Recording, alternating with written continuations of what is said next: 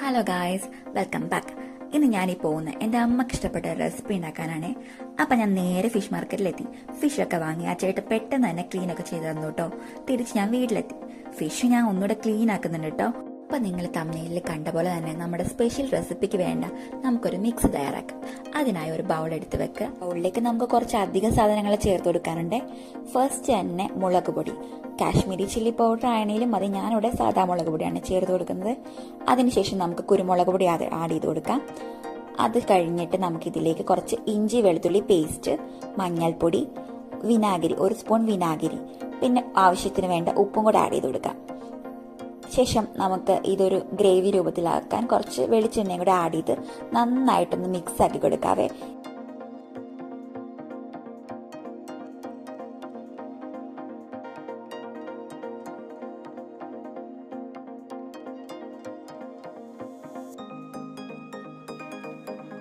നമ്മുടെ ഗ്രേവി ഇവിടെ റെഡി ആയിട്ടുണ്ട്.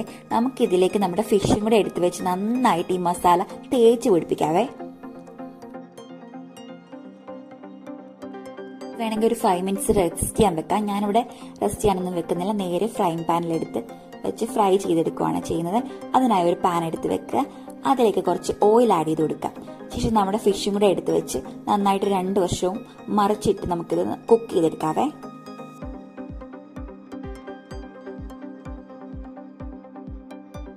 നമ്മുടെ ഫിഷ് ഇവിടെ കുക്കായി വന്നിട്ടുണ്ട്. നമുക്കിതൊന്ന് വാങ്ങി വെച്ച ശേഷം ഈ ഒരു സെയിം എണ്ണയിലേക്ക് തന്നെ നമുക്ക് നമ്മുടെ മസാല ഒന്ന് റെഡിയാക്കി എടുക്കാവേ. അതിനായി നമ്മൾ ഇഞ്ചി, വെളുത്തുള്ളി, പച്ചമുളക്, പിന്നെ കുഞ്ഞുള്ളി, ഒരു സവോള എന്നിവ നമ്മൾ കട്ട് ചെയ്തിട്ട് നമ്മുടെ ഈ എണ്ണയിലേക്ക് ആഡ് ചെയ്ത് നന്നായിട്ടൊന്ന് വഴറ്റിയെടുക്കാവേ. വരാനായിട്ട് നമുക്ക് ഇതിൽ ആവശ്യമുള്ള കുറച്ച് ഉപ്പും കൂടെ ആഡ് ചെയ്ത് കൊടുക്കുക. ശേഷം കുറച്ച് കറിവേപ്പിലയും കൂടെ ഇതിന് മുകളിലേക്ക് നമുക്ക് തൂക്കി കൊടുക്കാവേ. അപ്പൊ നമ്മുടെ സവോളയൊക്കെ ഒന്ന് വഴണ്ട് വന്നിട്ടുണ്ട്. ഇതിലേക്ക് ആവശ്യമുള്ള പൊടികളും കൂടെ ചേർത്ത് കൊടുക്കാം. മഞ്ഞൾപ്പൊടിയും മല്ലിപ്പൊടിയും പിന്നെ നമ്മൾ ഫിഷ് ഫ്രൈ ചെയ്യാനെടുത്ത ആ ഒരു മസാലയും കൂടെ ഇതിലേക്ക് ആഡ് ചെയ്ത് കൊടുക്കാവേ. ശേഷം നമ്മൾ കട്ട് ചെയ്ത് വെച്ചിരിക്കുന്ന തക്കാളിയും കൂടെ ആഡ് ചെയ്ത് നന്നായിട്ടൊന്ന് വഴറ്റിയെടുക്കാവേ. വഴണ്ട് വരുമ്പോൾ നമുക്ക് ഇതിലേക്ക് കുറച്ച് തേങ്ങാപ്പാലും കൂടെ ആഡ് ചെയ്ത് കൊടുക്കണേ. അപ്പോഴേക്കും നമ്മുടെ മസാല ഇവിടെ റെഡി ആയിട്ടുണ്ട്. ഒന്ന് വാങ്ങി വെച്ച ശേഷം നമ്മുടെ വാഴയിൽ ഒന്ന് വാട്ടിയെടുക്കാവേ. വാട്ടിയെടുത്തിട്ട് നമുക്ക് അതിലേക്ക് കുറച്ച് കറിവേപ്പില തൂക്കി കൊടുക്കണേ. നമ്മുടെ മസാലയ്ക്ക് നല്ലൊരു ഫ്ലേവർ തരുവേ. ശേഷം നമ്മുടെ മസാല ഇതിലേക്കൊന്ന് സ്പ്രെഡ് ആക്കി കൊടുക്കണേ. മസാലയുടെ നല്ലൊരു സ്മെല്ല് വരുന്നുണ്ട് കേട്ടോ. മസാല വാങ്ങുന്ന ടൈമിൽ നിങ്ങൾ ആവശ്യത്തിന് ഉപ്പോ മുളക് പൊടിയോ എന്തെങ്കിലും കുറവുണ്ടെന്നനുസരിച്ച് നിങ്ങൾ ആഡ് ചെയ്ത് കൊടുക്കണേ.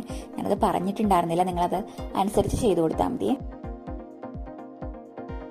എയർ ഫില്ലാക്കിയ ശേഷം നമുക്ക് ഇതിന്റെ മുകളിലേക്ക് നമ്മുടെ ഫിഷ് ഫ്രൈ ഒന്ന് വെച്ച് കൊടുക്കാവേ.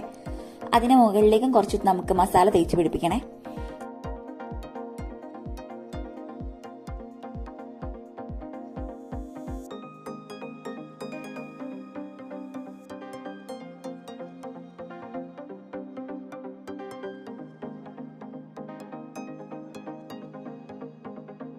നമ്മുടെ മസാല എല്ലായിടത്തും ഫില്ലായി വന്നിട്ടുണ്ട്.